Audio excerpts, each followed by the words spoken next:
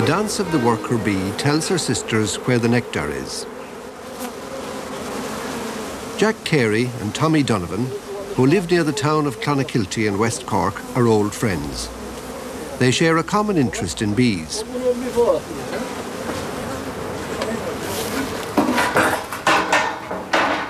Smoking the bees helps to pacify the hive. It's high summer and the honey flow is at its height. When you keep all the bees for the winter? I will, Huh? I will. And what are you going to feed them? Sugar, Sugar? Oh, beet. At this time of year, the bees are busiest. Sweet white clover is their haunt. Their wing beats fan the hive to keep it cool and ventilated. what do you think of that frame of bees now? Yeah, you got a fine frame of bees. You see all look what brood is inside in it. Right all together to filled. Well, there's a pile Another hive of bees. Another hive of bees. And the same in this look. She must be a very good queen. She must be a young queen. She's a year. Yeah, well, a year and all. They search the frames for queen cells and remove them to ensure that the old queen will remain in the hive and so prevent swarming.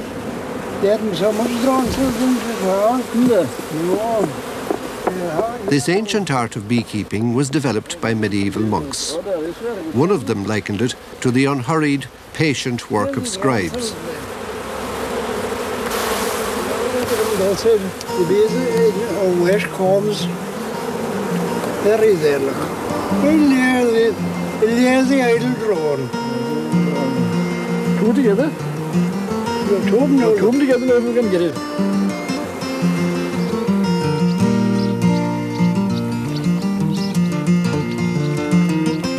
The village of Ring, just down the estuary from Clonakilty. A peaceful countryside, dedicated to a saint who was always depicted as a keeper of bees, standing quietly beside her cricheog or skep. A Christianized symbol of fertility, the scholars will tell you. Or was Gubnit, the beekeeper, just another industrious West Cork woman? Clonakilty is a small market town, unlike many another Irish market town, in so much as that it is architecturally very interesting, graced by a lovely late Georgian square.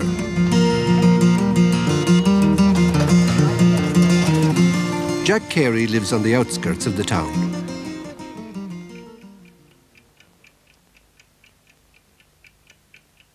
You can put your hand in anything, but till something belong to bees.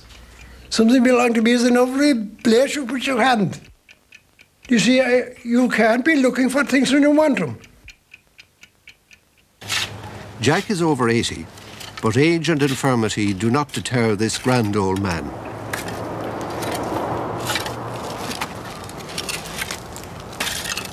I grow a bit of potatoes, parsnips, carrots, onions, little marrows, blackcurrants, and a bit of cabbage. I don't have hardly to buy a bit. I sell my own cabbage seed. I'm getting old for work now. I take it easy. I take it easy now.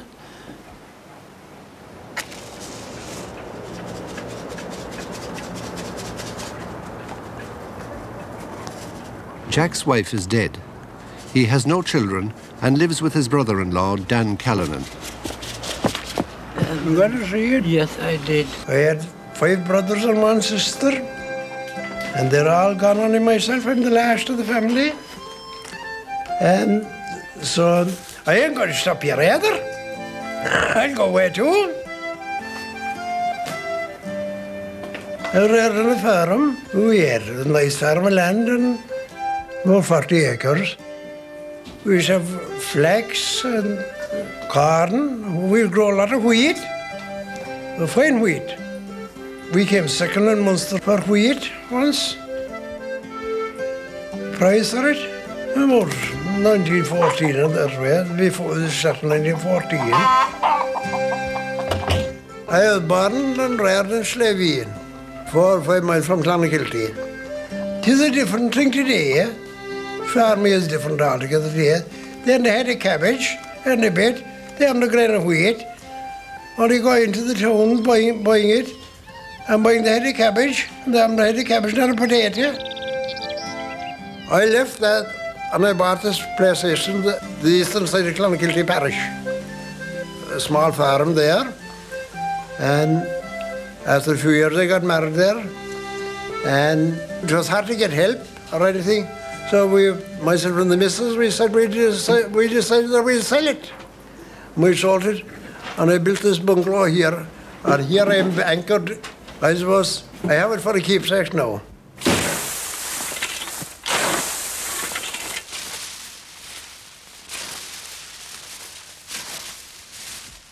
I'll look out round where there's wheat growing, and I'll approach the owner, and I'll ask him, would I get a couple of shares?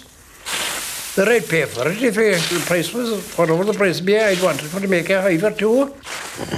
They always say, there'll be no money. We'll send on the straw here. They've got the straw and buy it on themselves. The best straw for making a hive is wheaten straw. And cut your shave, cut it down low, cut it down to the ground, and take it out nice and tidy, and all the ears to one side, the top. Once it's dry, keep it dry, and let the sun shine on it, and let the grain ripen right and the straw mature. In 1 week, you can read in and keep it inside then. But keep it away from mice or rats, for they cut it up in pieces when you would have it.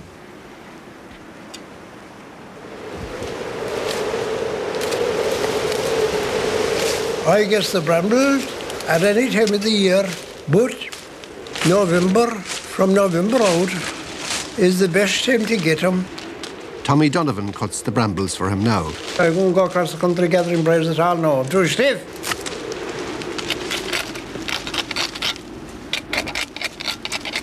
I get Thomas O'Donnell of Bona. He collects them for me. He's a great neighbour. They're always with me, and he does the job for me, and he brings in the briars to me. Combine harvested straw is broken by the machine. That's why Jack must get his cut and stooked by hand.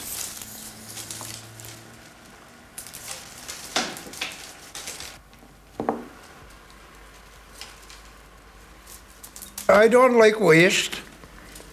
Anything at all, I don't like waste. I sooner give it away than to give it go waste. When I clip the ear off of the wheat, I give it away to a neighbour for fowl. She keeps some laying hens. And wheat is very good for laying hens.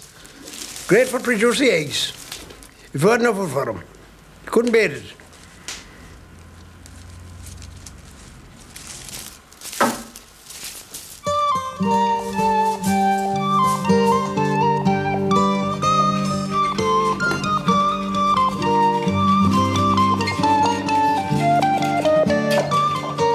Jack prepares the briars used for binding the straw for the skep. Briars were used for many hundreds of years to secure the heads of weapons to their staffs.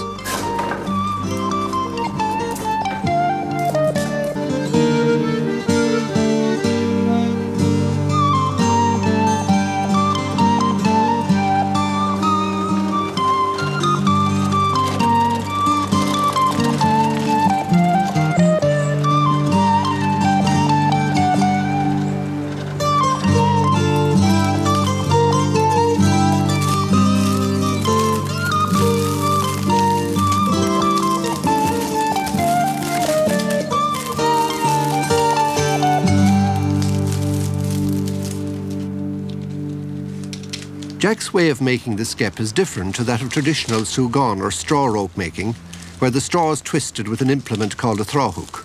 It isn't very difficult at all to make a hive. I didn't do too much looking at to make a hive in my young days, but I see it and I see the way they're shaped and I didn't have no trouble at all in it. As far as I can make out, I made a hive about 65 years ago. If you are a young fella now, a buyer girl, they can make one of them. But I know girls now that are at bees and at hives and they're as well able to manage those buys.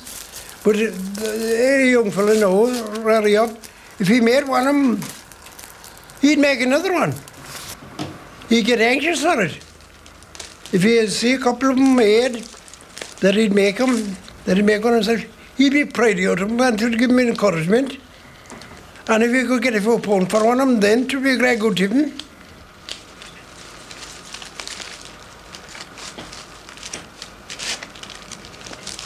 But have great patience in it. You must have patience.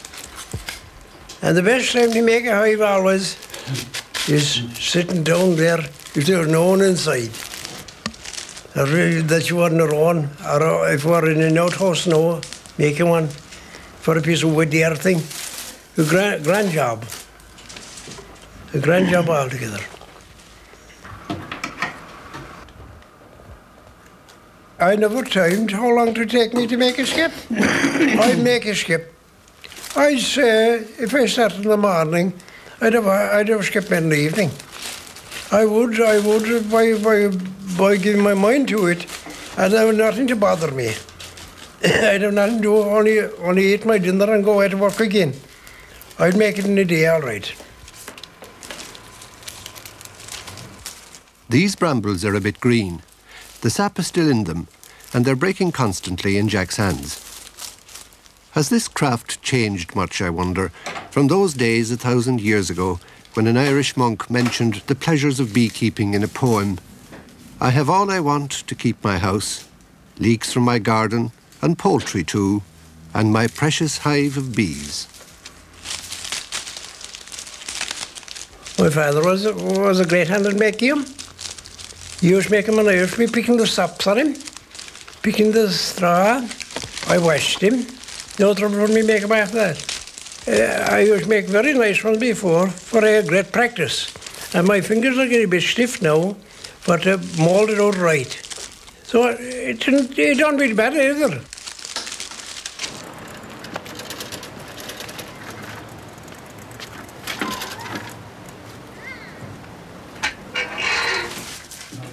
Hello. Hello, Jack. How are you? Not too bad. Has it fallen all evening, isn't it? Huh? It's fallen all evening. Holding up outside there, you don't do that, is it? It's very bad, very bad. Hold down, Tom. Good, good. You're well yourselves? Not too bad altogether, pull away.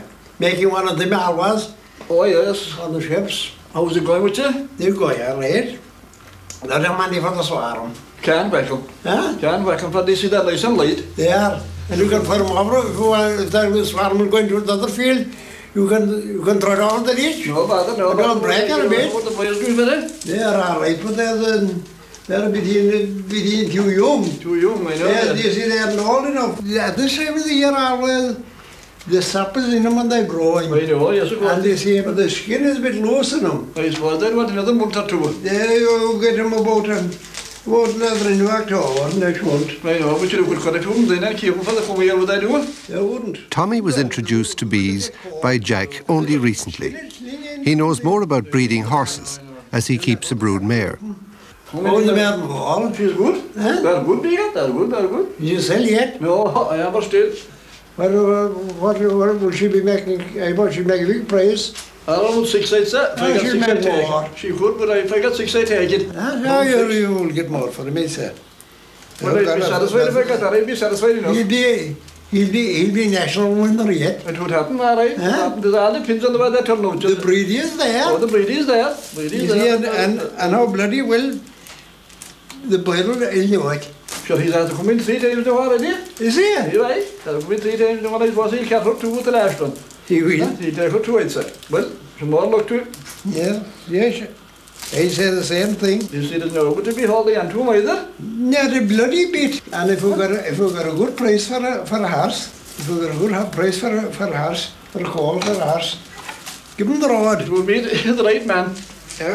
You have the man the nigger. Oh, he's after coming 3 times already. He carried this one again. It was in take this one like the last one.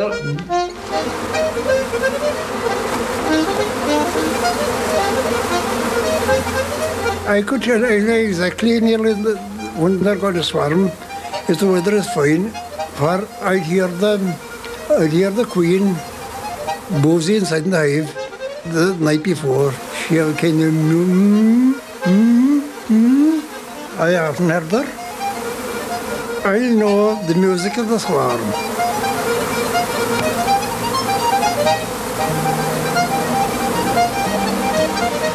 Jack has planted bushes in his garden specially to attract the bees as they swarm.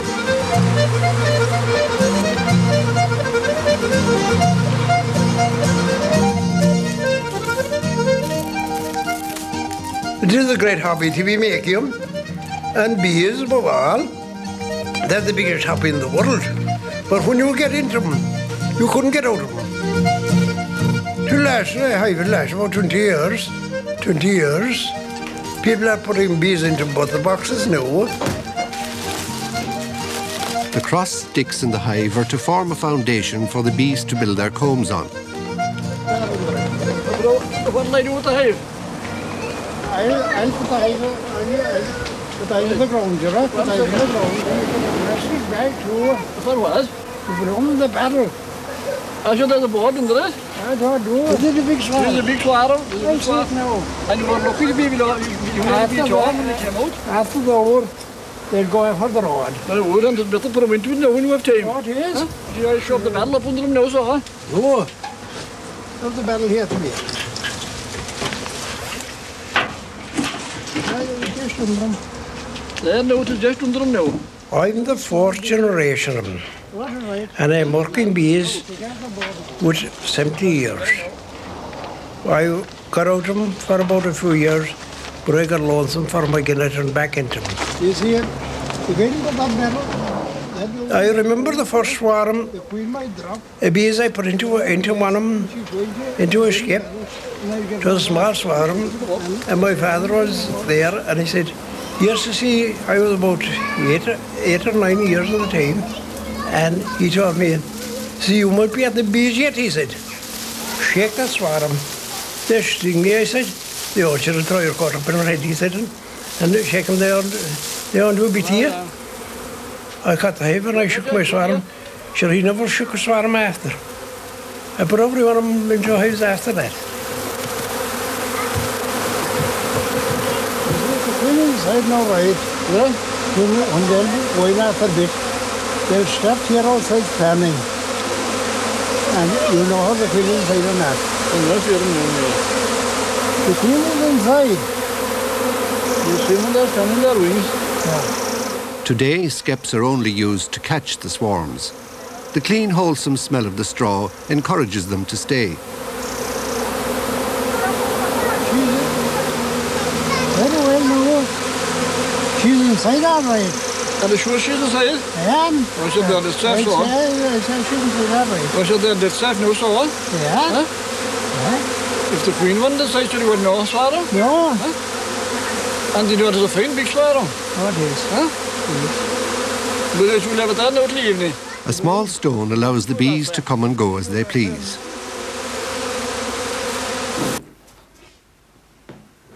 Have you been here this year? They have a few acres of hair, right there. 1 acre would cut. What you do, crab? Good crab. Huh? Good crab if I get it. What did you cut it? I cut it. Yeah, tomorrow week. Now that the swarm is safe in the skep, it will remain there until evening. The bees must be given time to settle down before being introduced to the bar-framed hive. Otherwise, they might become restive and fly away. Did you know spuds yet? Oh, I did so. What are they? Right, fine flows, fine spuds. Are they? And then better time for the steam here, not for the steam here. And the rain. And the rain. Did you see any doctor there? How are you feeling? Not so much good at all. Not so much good at all. You'll be all right after a week. Grow. Jack's soda bread is ready for the table. It's time for tea and small talk about the usual country matters, politics, crops, the vagaries of the weather, the price of drink. No, no, but whiskey? No, but whiskey, no. You country is gone all together. No. You go on now, Tommy. You must come now. Come down there. As dusk approaches, the bees are introduced to the hive. So the hive was shut to be now.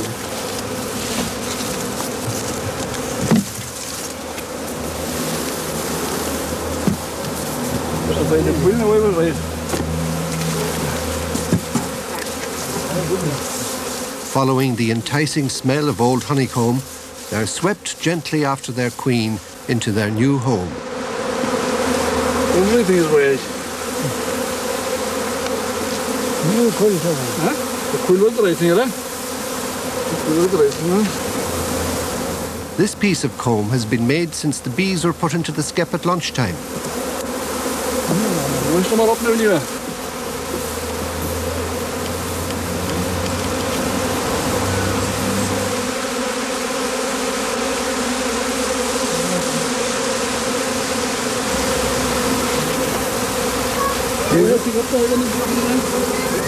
Bees are very perfect. Inside the hive now, if there's only one pinch of a sap or a bit of a comb that'll fall down, bees will get that and bring it out and throw it away. And they won't throw it in front of the hive, they'll take it away with them. They're the most exact insects I ever knew. It's now the end of August. Time for gathering the store of honey. The bees are great little creatures too. Do all that work for nothing? And then we come and take it, rub them and take it away from them. Stay it. Well, we'll go to them all the winter. Oh, they don't do it anyway. Yeah. And we give them a nice house. And we don't charge nothing for it. No, they're not in the rest. No. The caps are removed from the cells so that the honey can be spun out in the extractor. We prepare everything for them for the winter then. All safety precautions. From today on? Will you wash you out for the rat and the mouse? I should we would have 70 pounds on that, anyway. No, 70 yeah. But it should make that. Yeah? It should make that. This is 3 100 one in the Two, but I have to cash to it. It is a very good hobby. Interesting. That is. And a bit of gardening in between. Oh, yes. You'll be making hope about it, yeah? Well, that is never make it. So you don't say it? No. I should have no bees in the country. No. No. She look at all the honey that's imported.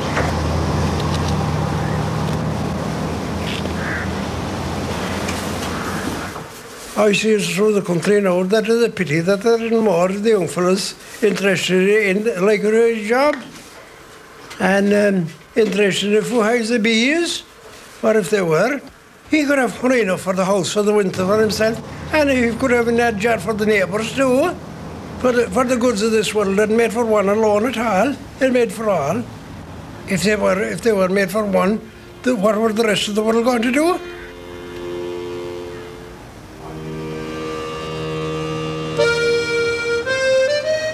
I love bees, and when I'm working bees outside there in the garden now, but the first thing I'll get is a chair and sit down in the chair alongside them and let them fly well. I don't mind about that flying.